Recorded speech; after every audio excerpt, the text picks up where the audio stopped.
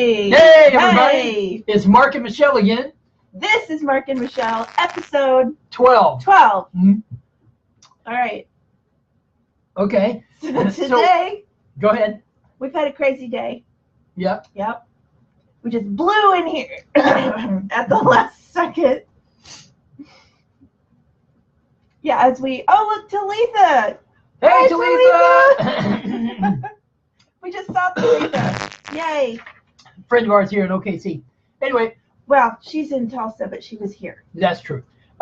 Anyway. We thought that we would read to you from the first chapter of the book because we have been writing this week. Mm-hmm. We have been, and editing and that kind of thing. And I combined the two books in the first chapter, and I've started the second chapter. And so we thought it would be fun for you to see the difference in our perspectives at the time we were married. When we met and got married. Mm-hmm. And you'll see how, if you pay attention, you'll notice when I write, I only wrote this last year, but my memories are solely fact-based. There's no emotions, there's no feeling, landscape, or anything. And you won't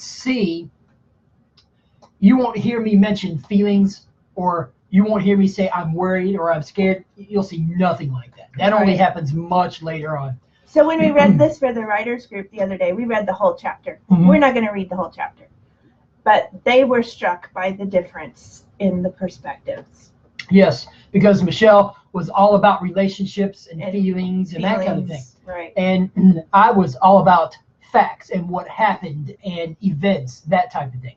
So you want me to start reading, or you want to start reading? Well, let's give them the feeling perspective first. Okay, all right, go ahead. So this is our first date. Our first date was the movie Schindler's List. What an incredibly powerful, moving film, and such a horrible choice for a date. I watched it with my hands over my eyes and knees under my chin. Mark kept asking me if I wanted to leave, but bravado kept me through to the end.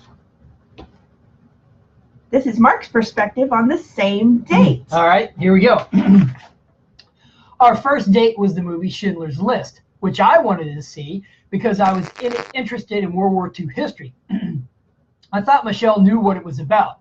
The sight of bodies stacked like firewood, the brutality of SS guards and prison commandants, and the casual apathy of ordinary Germans to the plight of concentration camp inmates didn't even register with me, but she was literally hiding behind her knees during the whole movie. I couldn't feel how much it was bothering her. I could only see her discomfort. I asked if she wanted to leave, but she said she wanted to stay. How about that? And he was there for the history. Mm-hmm. I was there for Mark. Right? Right? That was a relationship, one-sided. Yeah. But that has changed, but which we've talked about in previous Facebook Lives. But we actually have a relationship now, and it's really pretty deep. So, but what I was missing, and I've coined this term, it may not be a unique one, but it's unique to me, called emotional landscape. I was missing the emotional landscape or emotional atmosphere, that might be more applicable, of social situations, any social situations. And even between two people, it's a social situation. It just is. And so when I had autism, I was missing out on all that sociality, on all that feeling, on all of that ability to communicate something without actually having to say it. And so I imagined that if back then, if I could have felt her discomfort over the movie, I wouldn't have had to have looked at her to figure out what was going on. Well, and you may not have suggested that movie for a date. Well, good point. That's probably more of an applicable point, right? And yes, I did not know what it was about. Okay. Well, yeah, that was 93 or 94. So. Well, it had to be. Something like that. The year we got married. Here the year 94. Yeah. But anyway, I thought it was a good movie. She would have thought it was a good movie, but it killed me. Yeah. Well, adrenal fatigue was the one reason, and then all the emotions that went with it, which I wasn't seeing. It was just dry facts on the screen. It was to me. black and white, literally. But We got some hellos. Hey, Hi, everybody. Shirley Street. Shirley, and is that Mary O'Connell Harrington? Hey, how are you? But anyway, that was, I thought it was good because, again, it was just dry facts to me.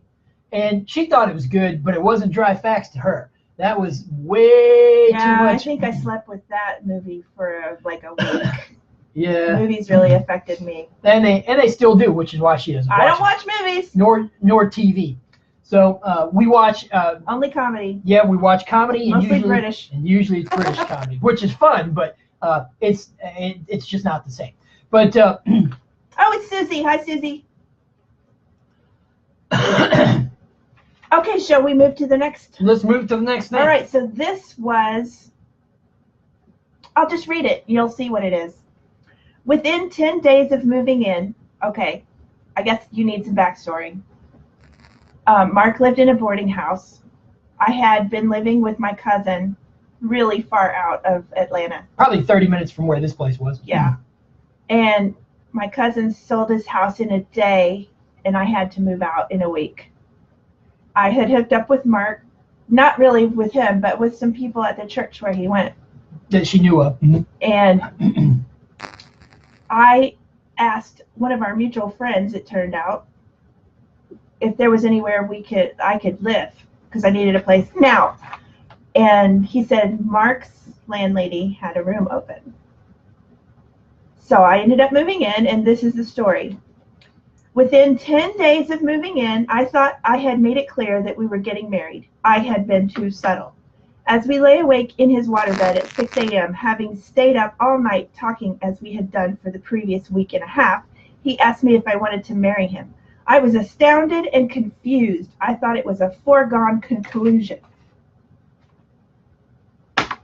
Okay, now you'll see how unforegone this conclusion was. All right. One morning, 10 days after we met, we talked about getting married. The sun was coming up over the trees, and I asked her, "Will you marry me?" "I thought we already talked about this," she said. "No," I said. She said, "Yes." And there you go.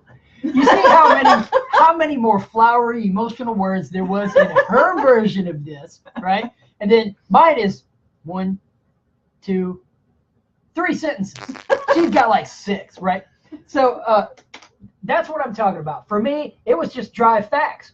And if she hadn't explicitly verbally communicated to me, then we didn't talk about it. And, okay. And I know, well, but see, now that isn't a problem. You can just look at me and I know what you mean. Well, most of the time. I'm sure I talked around the subject. You I'm talked sure around I the talked subject. around Well, it. but see, hinting. That's why you don't hint to your aspie. Right? You can't hint. Roxy! Hi, Roxy! Hey, Roxy! That's why you don't hint to your loved one with autism. And we've helped couples, advised married couples who are one person is married to an autistic person. And we told them, look, if you're going to communicate, it has to be very explicit, straightforward. Straight to the point. Don't sugarcoat nothing. So what I didn't know then was I should have said, "Will you marry me?" Yeah, because that's what I should have said. And then I would have been like, oh, yeah, he would have had a meltdown. Well, I was that way anyway. I was that way. I kind of had a meltdown anyway because I wasn't quite sure. Yeah, but, he had to call home. Well, yeah, but then I had to talk him into it. Yeah, well, a month and a half. Would you let me? Okay, sorry. All right. So I wanted to, and we talked about that in a previous Facebook Live too. I think it was actually last week. But anyway, but I wanted to get married, but not being able to feel how much she wanted to get married to me and how much she wanted me, I really couldn't put all that together. See, when you can put the emotions together of something, then you know how much it means to you. And this is in hindsight. Looking back, you can see that he knows now why he was, but he didn't know then why he didn't just immediately say yes. Yeah, exactly. And I would say that it's only been in the past 2 years or so that I've been able to, in hindsight, see how I was missing all the emotions coming from her, and then what few emotions I had on the inside, and put those together and go, oh, well, that's how much she really wants to be with me, you know? And so that's why we're doing this, is because most of you are here, and we will get to this. Most of you are here because you want to find out how to heal your loved one with autism, or they are here because they want to find out how to lose their autism. All right. And so this is what you can look forward to. This is what you're dealing with now, is the very dry, factual-based life of a person with autism. And I think it might be different for women. I'm only speaking from a guy's viewpoint because I've only been a guy with autism. And but as far as you know. Well, maybe in another life, but not in this life anyway. So, but as far as that goes, you're here to learn how to heal it. But we're showing you the wonderful life that you can have once you get to the other side of that. And believe me, for me, it's a lot better than ever having autism. It is thousands of times better. So that's the reason we're showing you the differences, is because this is what your life can be like. Your life might be like this now, but what your life can be like as we help you heal and get to the other side, get to the NT side. So anyway, that was a big old lecture in a soapbox. But anyway, was there something else that we were going to read, or just no? That was just it. That was it. Okay, but that's the reason we did this.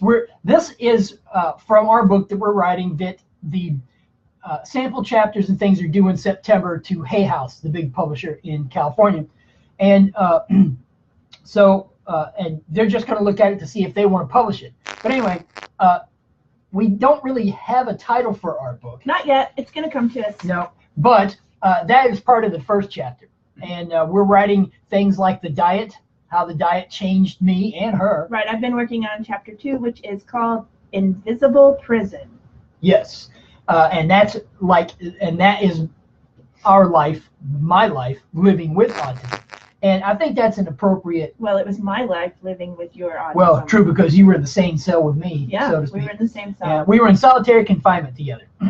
So, but we're writing all about how a life with autism, for me, has been very difficult. And for her.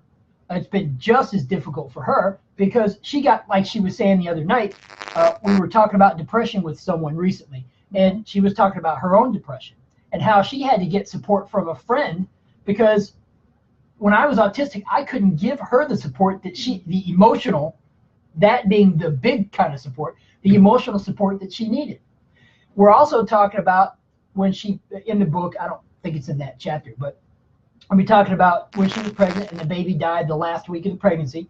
And the only support I knew to give at this point, this was just a few months, about 2 months before we started the GAPS diet, before I started the healing process, the only support I knew to give her while she was working through her grief over the death of the baby was to just sit across from her face to face and let her talk and talk and talk and talk, because that's what she needed to do. It was perfect. And I needed to just sit there and not say anything, which worked out great. Mm-hmm.